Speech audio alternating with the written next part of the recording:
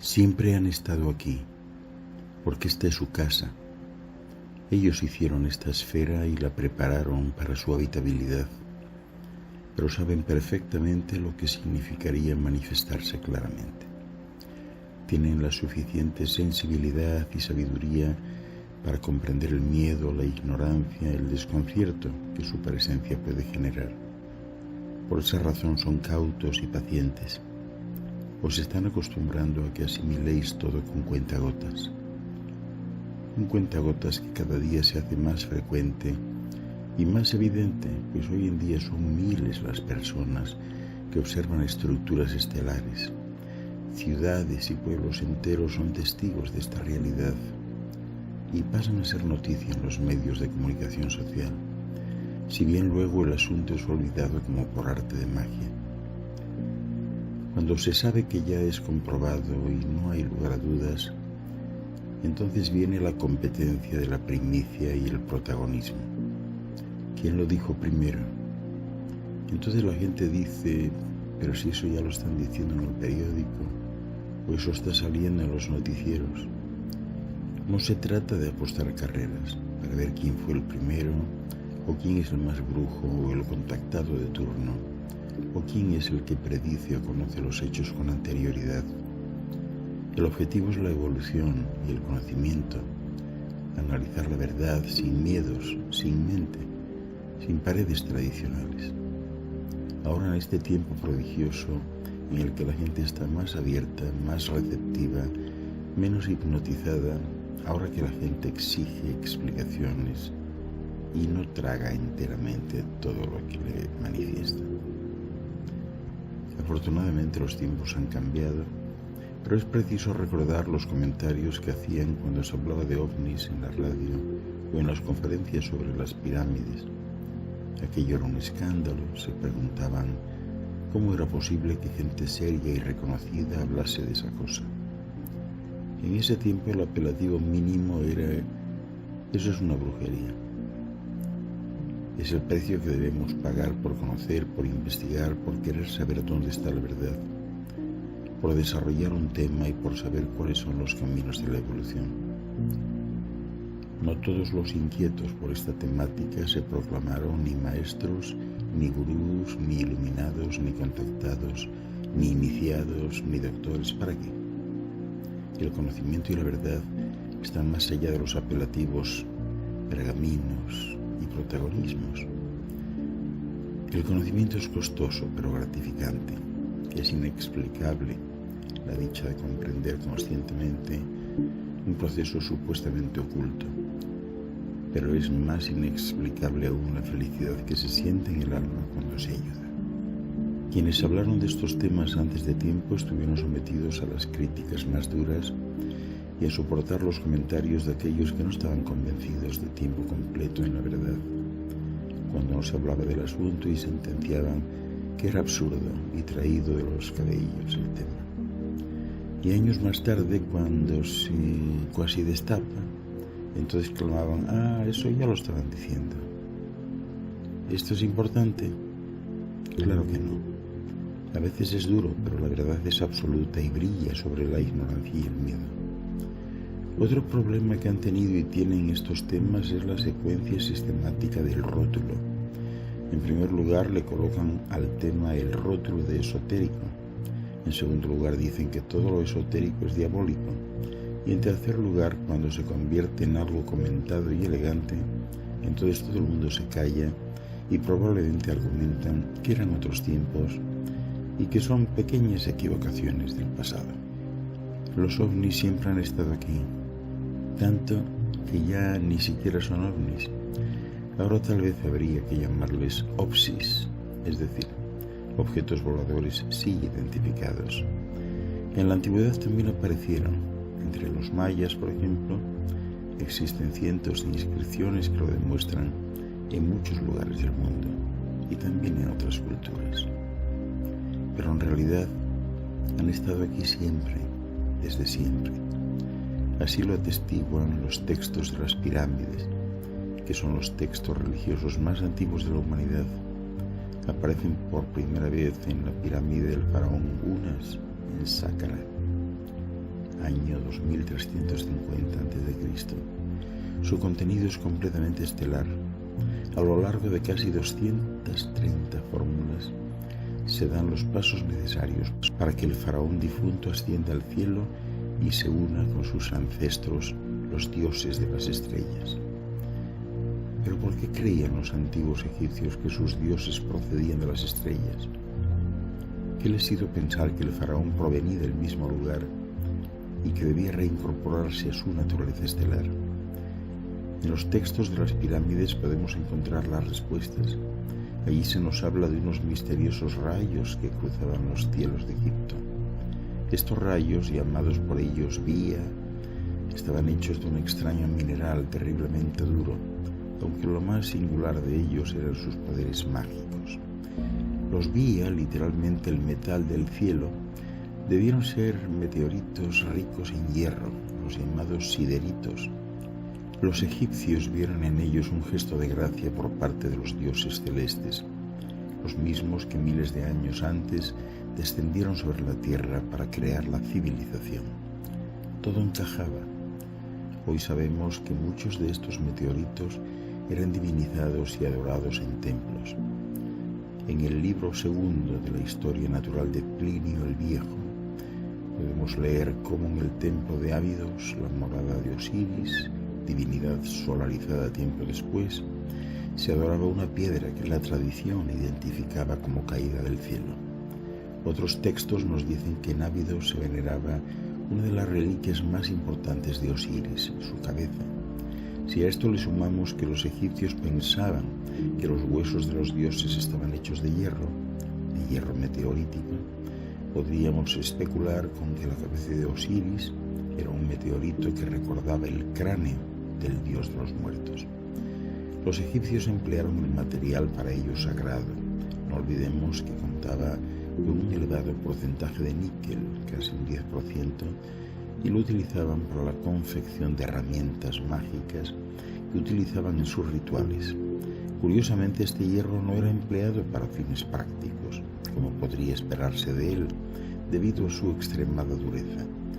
Los egipcios entendían que su poder radicaba en la esencia misma del material y sobre todo en el lugar mágico del que provenía, el cielo de los dioses. Algunos faraones no eran de ascendencia terrestre y muchos otros que sí la tenían llegaron a tener consejeros estelares que provenían del cosmos y construyeron para ellos habitáculos que les permitiesen residir temporalmente con la mayor comodidad. A tal fin construyeron las estancias de Menti, recintos cerrados herméticamente para poder dotarles de la mezcla atmosférica adecuada para su respiración, ya que el aire de la tierra les envenenaba. Por esa razón, cuando se dejaban ver en público, en eventos especiales, aparecían con máscaras respiratorias que a algunos se les parecían a rostros de animales.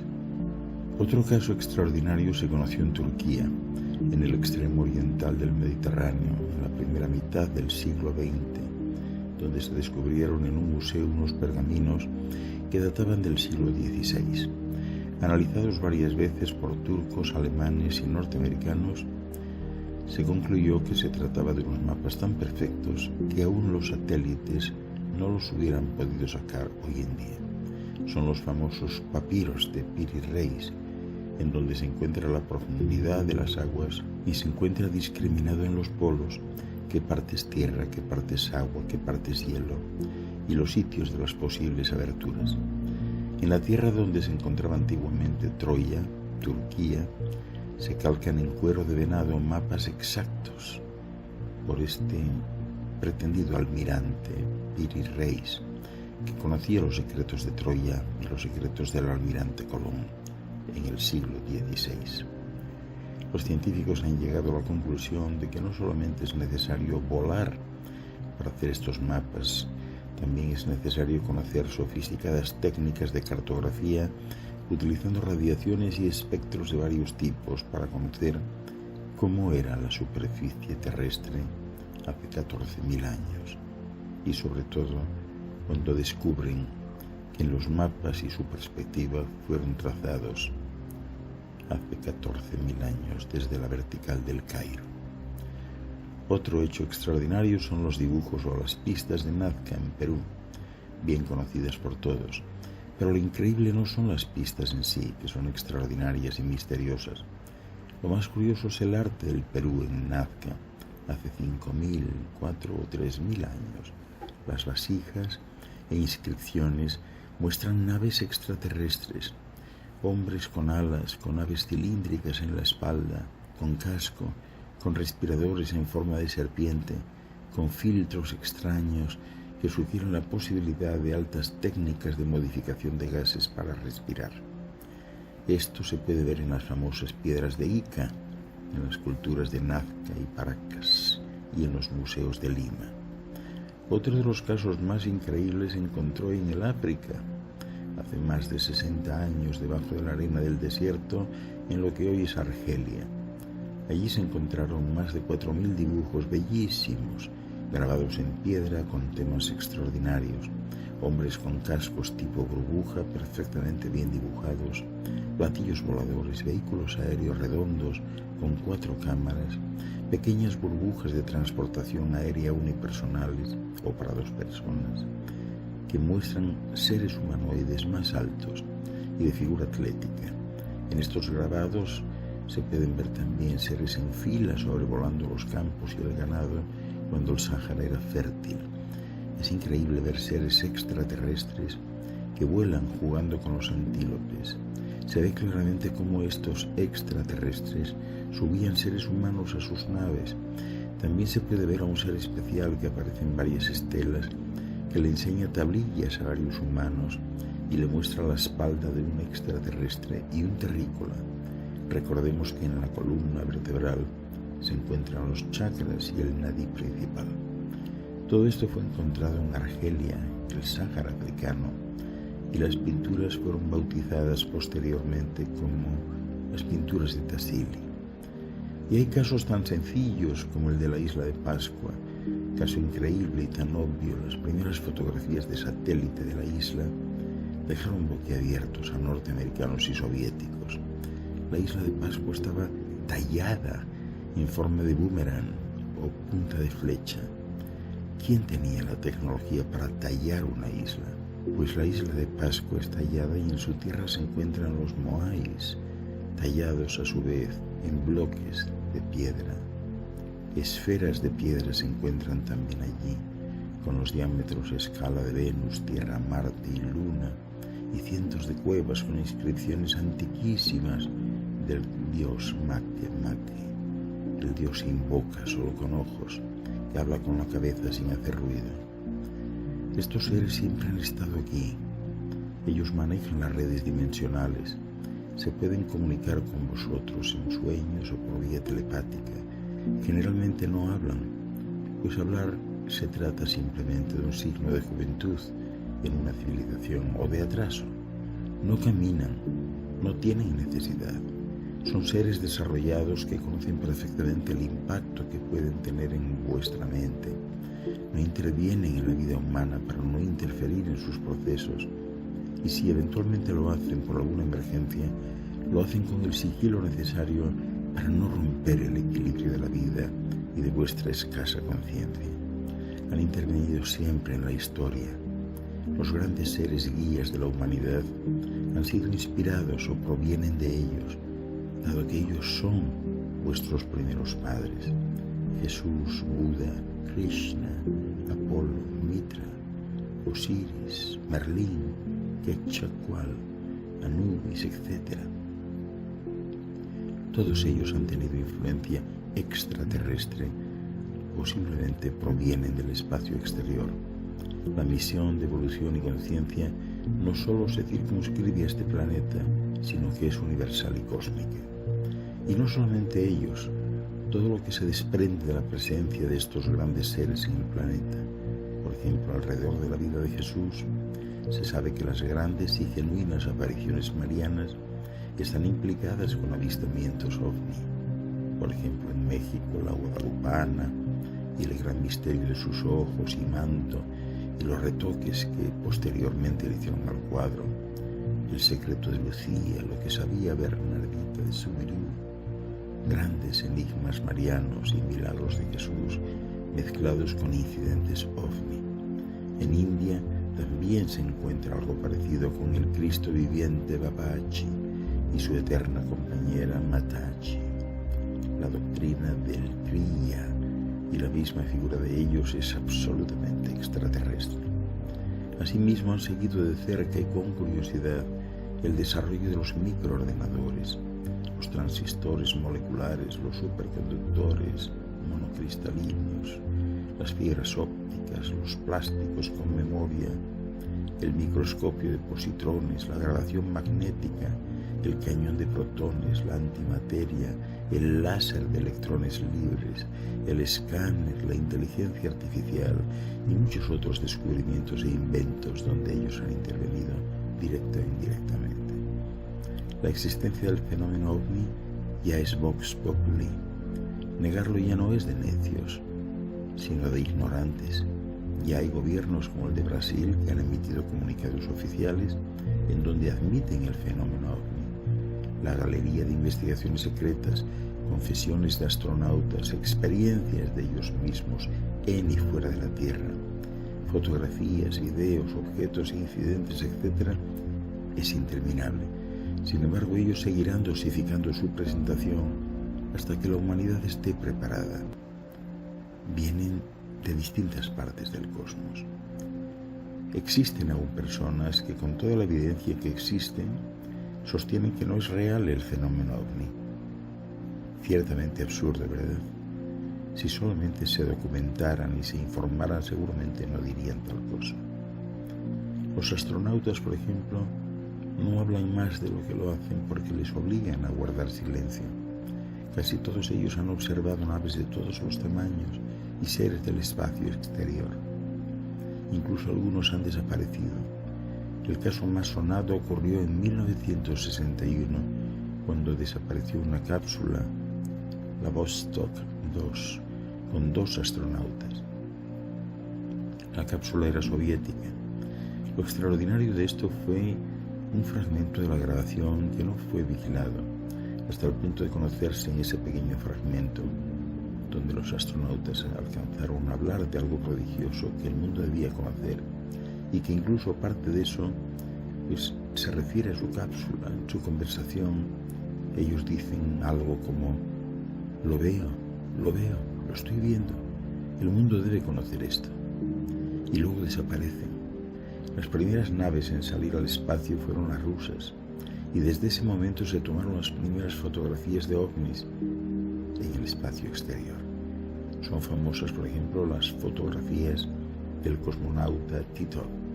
Después de tomadas estas fotos, obviamente se lanzaron 1000 teorías, pero ninguna pudo explicar algo distinto a aquellas 7 naves en fila, enormes y moviéndose a gran velocidad. Los aquí llamados ovnis recorren toda la esfera todo el tiempo, en la tierra, en el mar y en el aire. Una mayoría resultan invisibles porque se mueven en un espectro de la luz a donde no llega la capacidad visual de los seres humanos, que en general deben elevar su frecuencia vibratoria para poder percibirlos, de manera que cuando se perciben más densificados puede tratarse de unidades fabricadas aquí en esta esfera.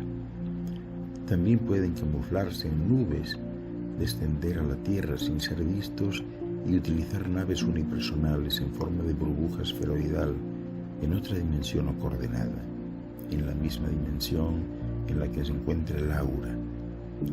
Ellos están entre vosotros, os estudian, os enseñan, siempre os enseñan, especialmente en comunicación telepática. Se comunican con todos vosotros. Son responsables y custodios del futuro espiritual de la humanidad. Pueden enseñar una vida de conocimientos a un técnico o a un científico en una noche y al otro día desaparecer de la memoria de la persona el proceso de enseñanza. Entonces, de esa forma, el conocimiento se libera poco a poco en la mente del contactado hasta salir a la luz una idea que significa el desarrollo y el avance para la humanidad. Así han nacido grandes inventos y descubrimientos. También han contactado a personas importantes del staff de investigadores en algunas naciones para hacer aportes directos a la humanidad. Esto seguramente se conocerá dentro de poco tiempo. Igualmente ellos manejan tecnologías sofisticadas, proyectan luces dirigidas en alcance y radiación, manejan velocidades que vosotros aún no imagináis siquiera y una maniobrabilidad que simplemente no existe aquí. Vuestros medios son aún muy pesados, rígidos y arcaicos. Ellos no tienen vehículos movidos por combustibles. Son seres de gran sabiduría y moral, conocen los grandes misterios energéticos del cuerpo, por eso nunca se unirían sexualmente a alguien sin su consentimiento y sin medir las consecuencias. Por esta razón, todos estos casos disparatados de embarazos extraterrestres son en su mayoría falsos. Entre seres de tanto desarrollo, esto no puede ocurrir. Sí han sucedido casos de estas uniones, pero se han mantenido en secreto y son muy escasos.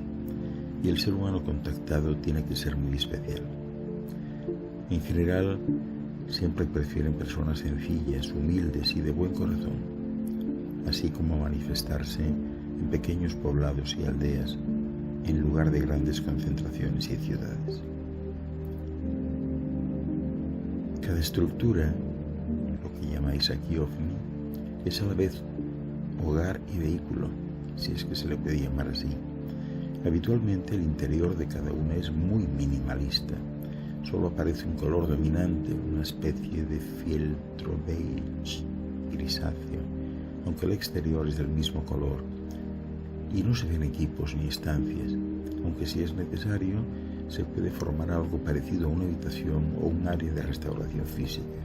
Y la persona invitada recibe la impresión de que todo se maneja mediante fluvios mentales y que la estructura es un ser vivo, biológicamente vivo, dotada de una conciencia, que es la extensión de la de sus tripulantes y viceversa. Todo aparece como protuberancias redondeadas, no se ven aristas por ningún lado, incluso en los asientos, si es que se les puede llamar así, porque son elongaciones del suelo y a veces se encuentran suspendidos en el aire. Es como si se hubieran fundido en cera y luego moldeado con estas formas curvilíneas, incluyendo uniones entre las paredes y el suelo. Y si uno se sienta, esa formación se ajusta perfectamente al cuerpo. Tiene inteligencia propia. El sistema es físicamente impresionante. Se compone de dos partes, una dotada de un generador de gravedad y otra situada alrededor que puede describirse como un reactor de aniquilación de antimateria. La aniquilación completa es más o menos la reacción nuclear más eficaz entre las tres que existen, la fisión, la fusión y la aniquilación. Utiliza un elemento superpesado, conocido ahora como el elemento 115, que sería su lugar en la tabla periódica de los elementos y que en esta esfera aún no se ha sintetizado. La estructura no se mueve de forma lineal porque distorsiona el espacio, el tejido mismo del espacio, con el que incluso los campos gravitacionales y el tiempo están estrechamente relacionados. Cuando se distorsiona un campo gravitatorio, también se distorsiona el espacio y el tiempo. Toda la operación es extremadamente silenciosa, aunque a veces al elevarse la estructura genera un débil silbido. La superficie inferior desprende entonces una luz azul, probablemente debido a la muy alta tensión generada. Después de un tiempo, a medida que aumenta en altura, la luz desaparece. Una estructura típica, porque hay infinidad de estructuras, y ahora nos estamos refiriendo a la más habitual aquí. De manera que una estructura típica mide de 9 a 12 metros de diámetro y en su interior se encuentra una columna central que va de la base al techo. Acercarse a una de estas estructuras puede ser irreparablemente grave, porque en el momento de las grandes desviaciones espaciotemporales hay un punto llamado horizonte de eventos, más allá del cual ya no se es capaz de escapar de la gravedad de estos objetos y se ven obligados a caer para siempre dentro de la singularidad. Esta zona se conoce con precisión como horizonte de sucesos, que tiene una característica interesante. Los fotones, es decir, la luz que circula en este anillo no caen en el agujero negro y no pueden escapar de la gravedad de este objeto extraño. En otras palabras, en ese punto el tiempo se desvanece debido a que la luz se cierra. Al entrar en una estructura de este tipo, la alineación parece ensancharse como distorsionada y finalmente se amplía de forma espectacular. En el interior el objeto siempre se percibe como mucho más grande de lo que parece desde el exterior.